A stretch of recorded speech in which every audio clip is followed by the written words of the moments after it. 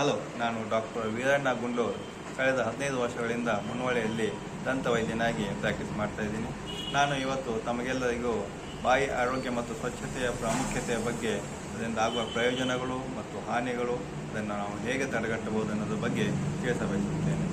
ಮೊದಲನೇದಾಗಿ ನಾವು ಸದೃಢವಾಗಿರಲು ಚೆನ್ನಾಗಿ ದೇಹ ಮೇಂಟೈನ್ ಮಾಡಿಕೊಳ್ಳಲು ಚೆನ್ನಾಗಿ ಊಟ ಮಾಡಬೇಕು, ಸ್ವಚ್ಛವಾದ ನೀರು ಕುಡಿಬೇಕು. ಇದೆಲ್ಲವೂ ನಮಗೆ ಹೋಗುವುದು ಬಾಯಿಯ ಮೂಲಕ. ಆದ್ದರಿಂದ ಬಾಯಿಯ ಆರೋಗ್ಯದ ಬಗ್ಗೆ ಬಹಳ ವಿಶೇಷ ಕಾಳಜಿಯನ್ನು ನಾವು ವಹಿಸಬೇಕಾಗುತ್ತೆ. ವಹಿಸಲಿಲ್ಲಪ್ಪ ಅಂದರೆ ಏನಾಗುತ್ತೆ ಅಂದರೆ ಬಾಯಲ್ಲಿರುವ ಹಲ್ಲುಗಳು ಹುಳುಕಾಗ್ತವೆ. ಹಾಗೆಯೇ ಹುಳುಕಾಗಿ ನೋವು ಸ್ಟಾರ್ಟ್ ಆಗ್ತದೆ. ಎರಡನೇದಾಗಿ ಬಾಯಲ್ಲಿಂದ ವಾಸನೆ ಬರಲಿಕ್ಕೆ ಸ್ಟಾರ್ಟ್ ಆಗ್ತದೆ, ಹಲ್ಲುಗಳು ಲೂಸ್ ಆಗ್ತವೆ, ಹೊಸ ರೋಗ ಬರ್ತದೆ.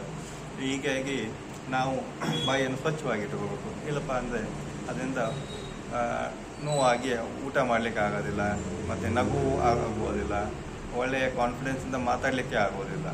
ಮೂರನೇದಾಗಿ ಬಾಯಿಯ ಕ್ಯಾನ್ಸರ್ ಕೂಡ ಆಗ್ಬೋದು. ಬಾಯಿಯಿಂದ ಗುಟ್ಕಾ ತಿನ್ನೋದರಿಂದ, ಗುಟ್ಕಾ ಸೇವನೆ, ಸ್ಮೋಕಿಂಗ್ದ ಬಾಯಿ ಕ್ಯಾನ್ಸರ್ ಆಗೋ ಬಹಳ ಸಾಧ್ಯತೆ ಜಾಸ್ತಿ ಆಗ್ತದೆ.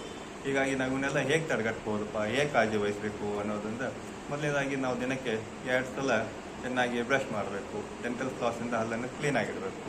ಎರಡನೇದಾಗಿ ನಾವು ಸತ್ವಯುತ ಆಹಾರ ಊಟ ಮಾಡಬೇಕು. ಒಳ್ಳೆಯ ಡಯಟ್ ಪ್ಲ್ಯಾನ್ ಮಾಡಿ ಊಟ ಮಾಡಬೇಕು. ಹಣ್ಣುಗಳು, ಕಾಯಿಪಲ್ಯಗಳನ್ನು ಚೆನ್ನಾಗಿ ತಿನ್ನಬೇಕಾಗುತ್ತೆ. ಜಂಕ್ ಫುಡ್ಡನ್ನು ಬಿಡಬೇಕು, ಸ್ವೀಟ್ಸ್ ಬಿಡಬೇಕು, ಬೇಕ್ರಿ ಪ್ರಾಡಕ್ಟ್ ಬಿಡಬೇಕು. ಹಾಗೆ ಆದಷ್ಟು ಅವಾಯ್ಡ್ ಮಾಡಿದರೆ ಒಳ್ಳೆಯದು.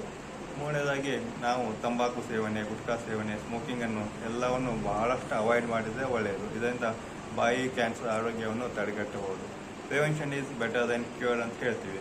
ಹಾಗಾಗಿ ನಾವು 6 ತಿಂಗಳಿಗೊಮ್ಮೆ ಹಲ್ಲಿನ ಡಾಕ್ಟರ್ ಅಥವಾ ದಂತ ವೈದ್ಯರ ಕಡೆ ಹೋಗಿ ನಿಮ್ಮ ಬಾಯಿ ಆರೋಗ್ಯ ಬಗ್ಗೆ ತಪಾಸಣೆ ಮಾಡಿಸಿ, ಸಮಾಲೋಚಿಸಿ ಅವ್ರು ಏನು ಹೇಳ್ತಾರೆ ಅದನ್ನೆಲ್ಲ ಕೇಳಿಕೊಂಡು ಅದನ್ನು ಫಾಲೋ ಅಪ್ ಮಾಡಿದರೆ ನಿಮ್ಮ ಆರೋಗ್ಯವನ್ನು ಚೆನ್ನಾಗಿ ಕಾಪಾಡ್ಕೋಬೋದು.